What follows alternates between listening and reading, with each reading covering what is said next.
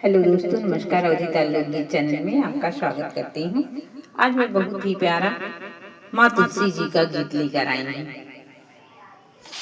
कोई रंग तुलसी के पतवा कावाने रंग मोजर हो।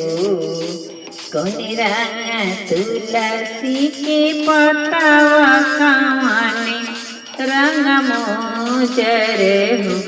सखी कौने रंग, सखी कौने रंग, कुंवर कन्हैया तुलसी के मनवा भावई हो।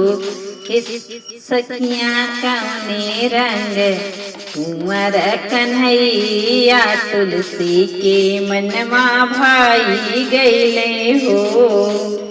हरियर रंग तुलसी पतवा हो, लाल रंग मोजर हो।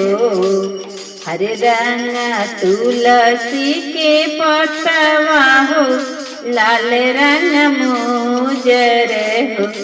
सखी सौरे रंग, सखी सोने रंग, कुंवर कन्हैया तुलसी के मनवा भाई गईले हो।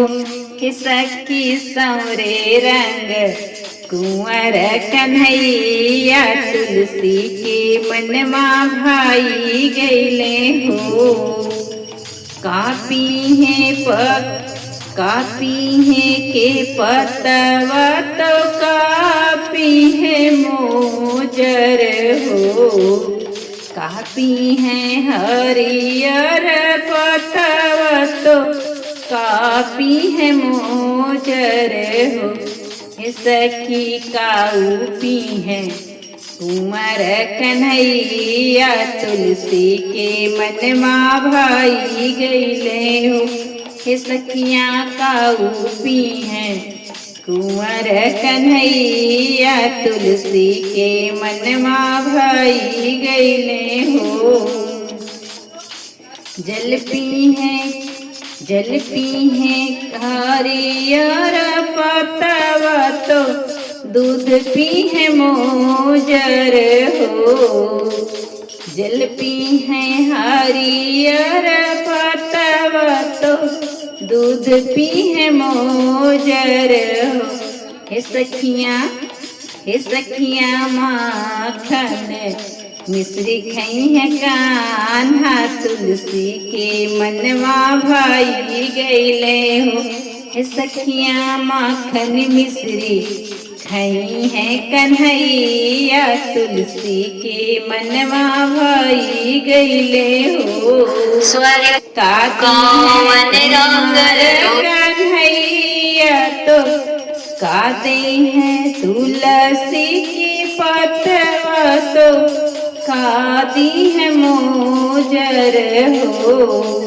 काती है तुलसी के पतवा तो काउदी है मोजर हो। सखी काउदी है कुंवर कन्हैया तुलसी के मनवा भाई गईले हो। सुख दी है तुलसी के पतवा तो सुख दई है मोजर हो। सुख दी है तुलसी के पतवा तो माल दई है मोजर हो। सखी सोहाग दी है कुंवर कन्हैया तुलसी के मनवा भाई गईले हो। सखी सोहाग दी है कुंवर कन्हैया तुलसी के मनवा भाई गईले हो।